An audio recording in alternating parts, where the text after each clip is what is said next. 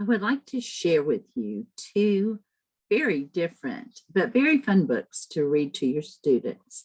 The first one is Santa Claus, No Bruce. If any of you are familiar with the Bruce books, you know that they are very funny. This one is no exception.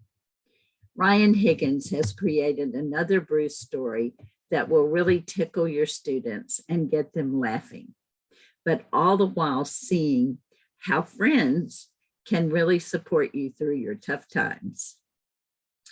Bruce is a bear. He does not like the holidays. He is very disagreeable to just about everything his forest friends present to him. All he wants to do is hibernate, stay in bed, and let the holidays pass without any celebration. Well, his friends are having none of that. And they find ways to make him try to enjoy it.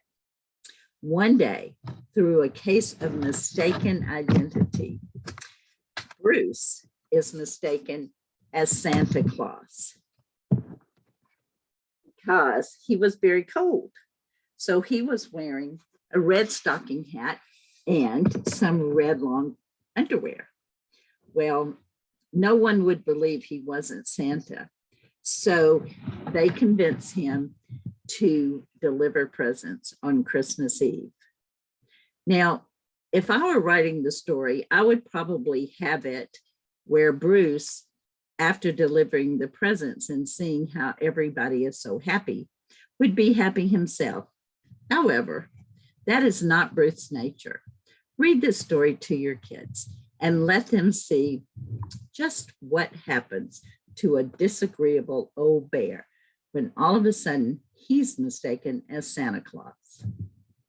The next book is by one of my favorite authors and one that Miss Oliveris and I have bought the whole collection of her books. It's Patricia Polacco.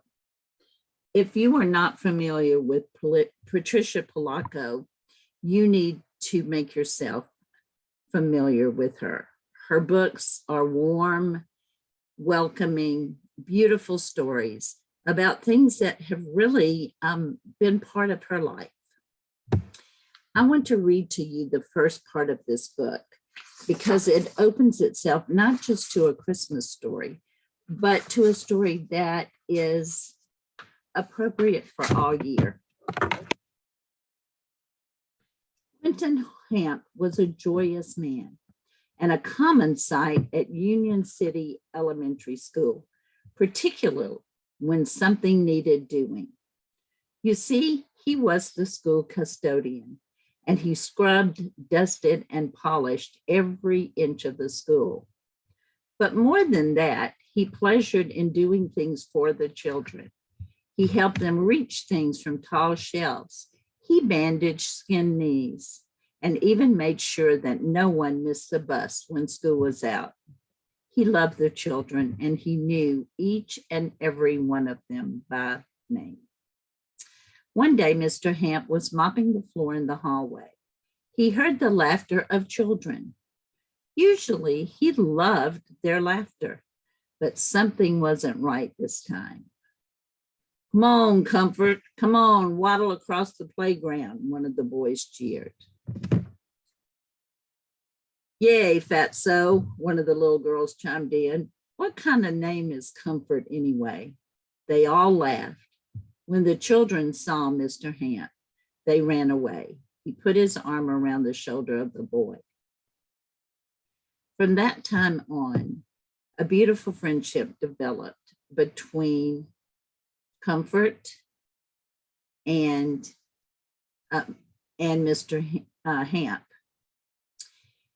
His first name was Welcome, so the boy's name was Welcome Comfort. That's enough to get you teased in elementary and middle school anyway.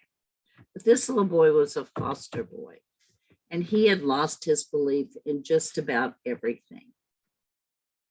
Over the time that he and Quentin Hamp were friends, he learned all of the things that young boys usually learn from their fathers. But the one thing that he couldn't believe in was Santa. He said Santa didn't exist. And even if he did, he had moved so many times in foster care that he didn't think Santa could find him. One of the things that Mr. Hamp said to him was, son, Santa will find you, but maybe he hasn't come yet because you haven't believed hard enough. The rest is a beautiful story about how Christmas becomes a meaningful time for Welcome Comfort when he shares it with people who he loves and who love him. I would say that this is a very magical story, and it talks about how Christmas can grow in your heart, even if you've kind of had a bad start with it, and how Christmas means so many things to so many people. There's a very magical part of this story that I don't want to share with you because I don't want to ruin it for you. It's very beautiful. But I want to read to you the last page of the book. It seems that Mr. Hamp retires and Welcome becomes the janitor at the school. One of the things that I also loved about this was because the man who is the janitor has such pride in his work. And it reiterates to the students that whatever you do, if you take pride in it and do it well, you will be respected and loved by the people who work around you, with you, and see how you live your life. I know that I did my student teaching in a school, Meadowbrook Elementary, where the janitor there was beloved by all the children. And one of the things that struck me was how proud he was of that school and what good care he took of it. And the kids knew that, and he really inspired them to do their best in everything they did. So now, Welcome Comfort has taken over as the custodian of Union City Elementary School.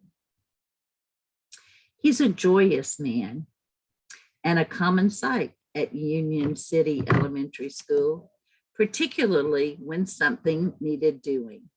He loved all the children at that school and knew each and every one of them by name. One day, as Mr. Comfort was building new bookshelves in the library, he heard the laughter of children. Usually he loved to hear their laughter, but something was different this time.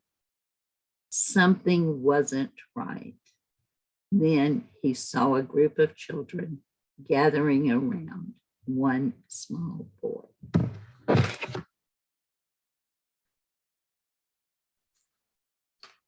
If you don't read this book to your students, I would suggest that you read it yourself. It really is a beautiful and heartwarming story for Christmas. I would like to take this opportunity to wish all of you a blessed holiday.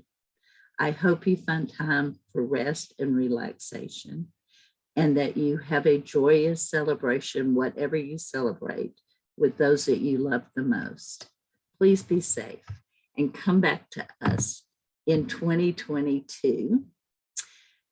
That will be a whole new year for us to celebrate the students at Alta Vista and our time together.